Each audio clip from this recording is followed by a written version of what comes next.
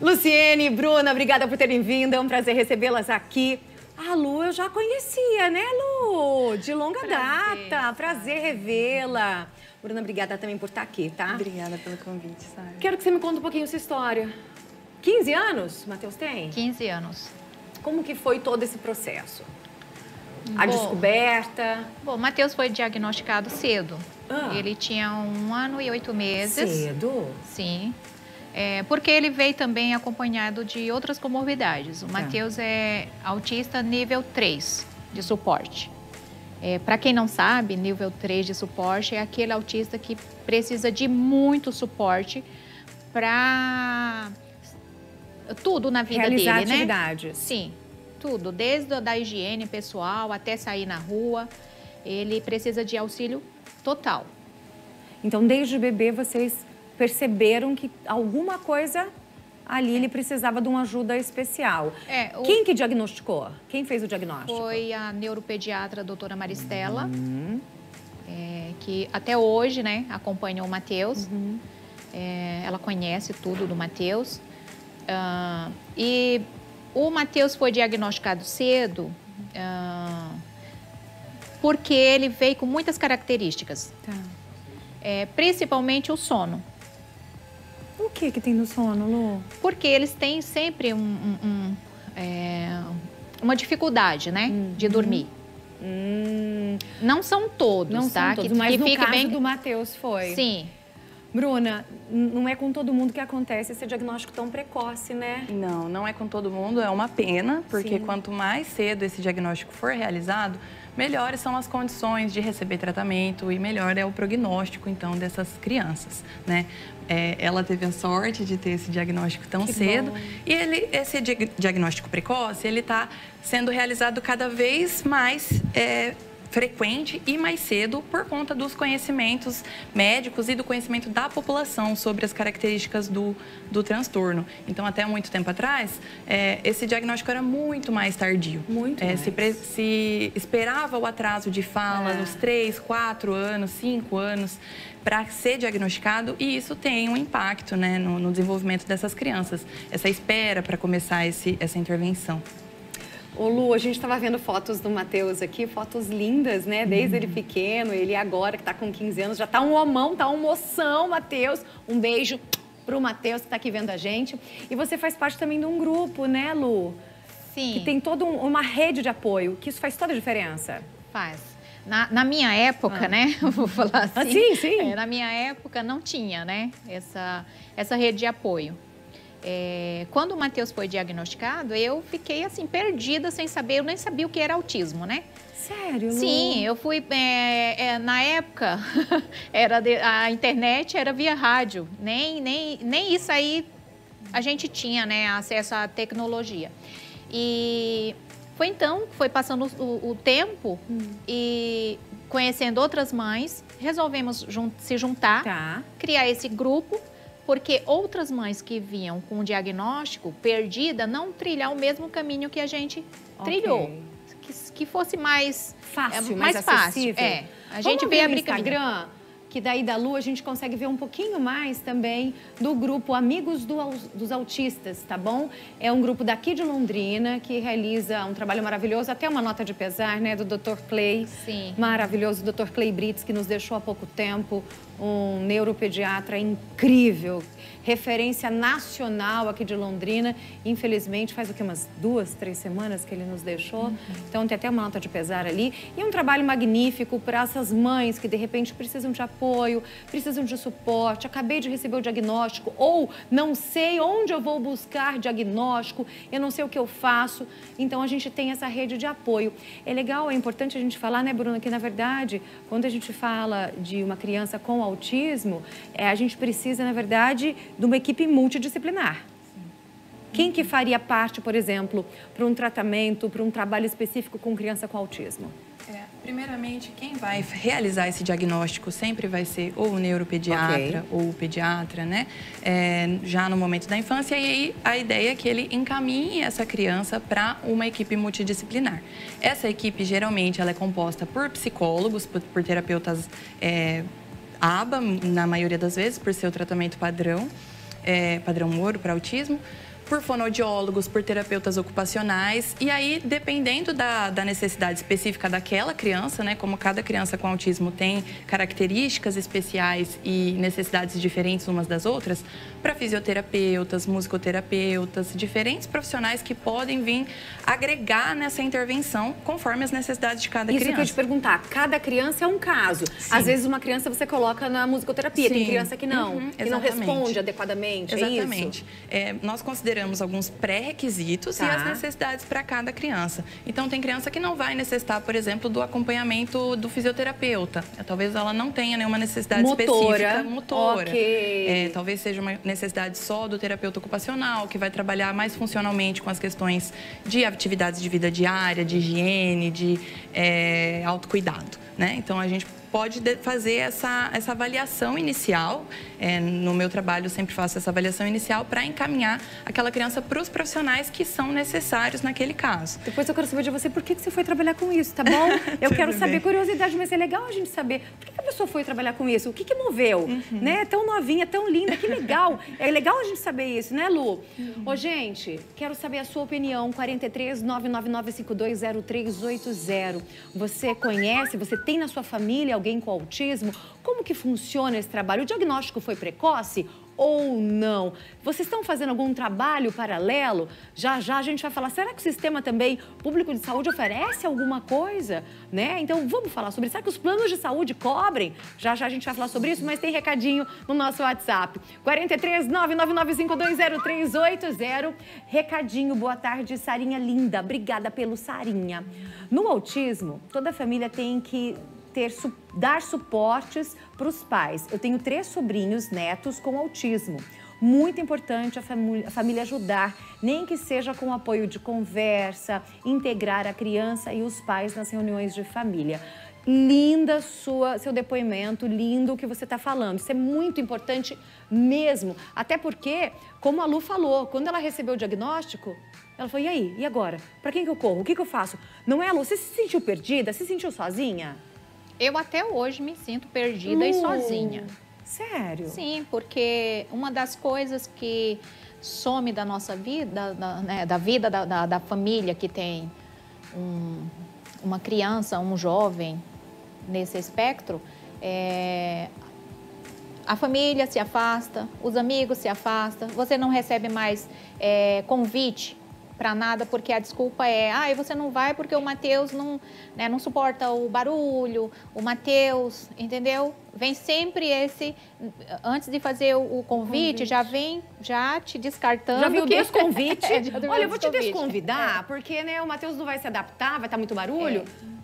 Você se sentiu excluída. Sim, e a vida da mãe do autista...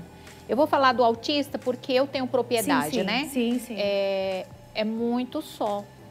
Você como mãe e você como mulher também, né? Porque daí você acaba sendo uma mãe de autista. Sim. Ou seja, uma mãe atípica. Sim. Não é? Olha só, gente, eu tenho certeza que isso é realidade de muitas mães e de muitos pais também. Posso falar, Diego? Posso falar? O Diego acabou de me falar aqui no ouvido. Falou assim... Com muito orgulho, eu sou pai, meu filho é autista. Ai, que coisa linda. Gente, e olha, eu conheço tantas mães, tantos pais de autistas. Sabe por quê? Que fazem um trabalho maravilhoso, porque é uma doação, sabe? Eu falo assim, se você tem uma criança que é tão especial assim, é porque Deus está te dando um presente para você cuidar o resto da vida. Vai ser seu bebê pro resto da vida. Dá trabalho, dá trabalho. É fácil? Não é fácil. Por isso que eu queria saber de você, Bruna. Por que você foi trabalhar com autismo? Ainda na faculdade, esse tema brilhou o meu olho. Assim, porque brilha seus olhos para falar, dá para perceber. Brilha meus olhos. É um trabalho muito difícil, assim. Eu sempre falo que quando você tem muito propósito no seu trabalho, é muito bom e é muito ruim ao mesmo tempo. Porque você tem um motivo para se entregar a esse trabalho, a se dedicar diariamente, e isso é benéfico nesse sentido, porque você vê motivo no que você está fazendo. Mas também é muito difícil, porque a gente passa a noite em claro, se preocupando com algumas condições, com algumas situações. É doação também. É doação, né? E é uma missão, né? É uma missão, e as famílias depositam no nosso trabalho muitas expectativas, e eles estão certos de depositar. É o bem mais precioso da vida deles. Então, muitas vezes a família chega para mim, olha, meu filho não fala, eu queria muito que ele falasse. E eu sempre falo, nossa, eu queria muito prometer para você que daqui a um ano ele vai estar falando. Às vezes acontece, às vezes não acontece. Hoje eu e a Luciane estávamos conversando até antes de entrar aqui, que a intervenção, ela leva a muitos resultados dentro de uma característica, das características esperadas para o autismo, né? Mas é um trabalho que exige uma dedicação diária, mas também traz muita felicidade, muita realização, muita gratificação. Você se emociona? Me emociono, eu choro com as famílias, com os momentos felizes, com os momentos tristes, com as primeiras palavrinhas. Então, assim, desde a faculdade, né, quando eu comecei a me dedicar a esse tema, né, principalmente do autismo também, e é isso que me move, assim, hoje é um dos meus propósitos na vida. Que legal! 43 999520380. Tem mais participação de um telespectador? Coloca na tela, vamos ver. Participação aqui, ó. Sou de Santa Mariana, Paraná, lá. Eu crio um neto, o Davi. Eu amo muito ele. Ele tem autismo. Eu moro no sítio e faz muito bem pra ele a natureza. Criança com autismo, na verdade, todo mundo gosta, né? Eu sou fãzíssima de natureza. Matheus, gosta da natureza? Ama. É tanto que todas as fotos dele tem natureza. Sério, Lu? Sim. Animais? Porque eu só consigo registrar esses momentos. Ah, é? Sim. Por quê? Porque em outros momentos não dá. Por exemplo, se eu não vou mais no shopping, né? Em casa também ele não consegue. É muito estímulo, né, no shopping. E na natureza é onde ele encontra paz. Olha isso, gente. Né? Tranquilidade. Eu consigo olha capturar. A foto do Matheus na natureza. E ele pegou um galinho. Por que isso, Bruna? Essa natureza, esse contato, essa paz. Eu acho que isso é uma característica bem variável. Eu conheço autistas que gostam muito da natureza, alguns que não gostam. São cosmopolitas. Né?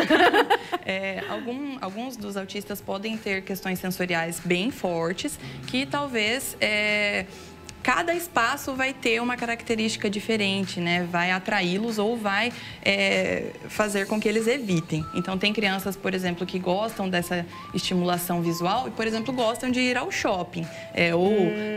Gostam de olhar para luzes diferentes, né? Já tem outras crianças que vão recusar, que vão querer se afastar desses estímulos. É particular, então. É bem particular. Olha só, tem uma mamãe que mandou a foto do Davi.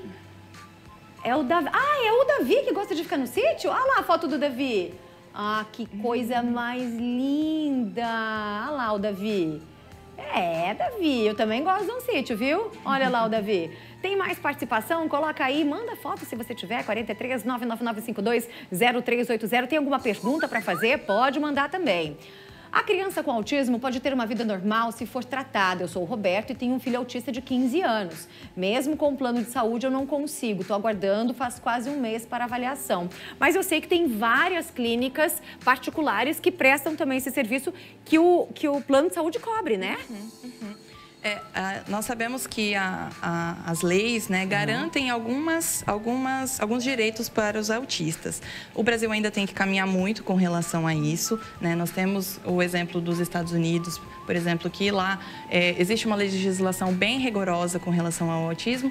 O Brasil está caminhando para isso, né? Nós temos hoje em dia acesso a alguns direitos e acesso a tratamento de forma que até algum tempo atrás não se existia. Mas ainda há que se caminhar, né? No meu trabalho, eu tenho essa honra, né, de participar. Onde você trabalha? Eu trabalho na Baquids, aqui em Londrina. E um dos motivos que me fazem ter bastante propósito no meu trabalho é porque é uma clínica que recebe crianças conveniadas, né, de planos de saúde. Que legal! E isso leva um tratamento de qualidade para camadas da população que às vezes não teriam de forma particular. A gente sabe que o tratamento de autismo particular, né, via particular, às vezes custa 20 mil reais por mês. Chega a custar um dinheiro que, assim, pouquíssimas pessoas, uma parcela muito restrita da sociedade teria condição de arcar. Então, é muito importante que essas legislações sejam feitas e que existam clínicas e empresas que prestem esse serviço. E que o sistema público também ofereça, né, para as camadas menos abastadas, né, que nós precisamos, né, Lu? Sim, inclusive o Matheus é um deles, né, porque todo o tratamento do Matheus foi pelo SUS. Que legal. Só que quando chega uma idade, eles ficam desamparados de terapias. Não tem mais. Parece que ele deixou de ser autista ou deixou de existir. E também aqui em Londrina, né, eu desconheço lugares onde se trabalha com o autista adolescente e adulto. Eu não conheço nem particular, nem também pelo SUS. É mais com criança pequena mesmo, né? No meu trabalho, nós trabalhamos, eu mesma tenho alguns casos que de legal. Adolescentes e adultos, né? Que então, ótimo. Eu tenho aprendizes de 15 anos. A gente que fala legal. criança às vezes, né? Porque que 15 anos, a maioria das crianças, a maioria dos aprendizes que eu trabalho são crianças ainda, mas temos de 14, 15, 16, 18. Cada camada, né? Cada idade vai trazer desafios diferentes. Que e cada legal. nível de suporte também. Nós podemos ter alguns adultos autistas que são nível 1 de suporte, por exemplo, que vão ter algumas dificuldades, por exemplo, mercado de trabalho, relacionamentos, né, amizades.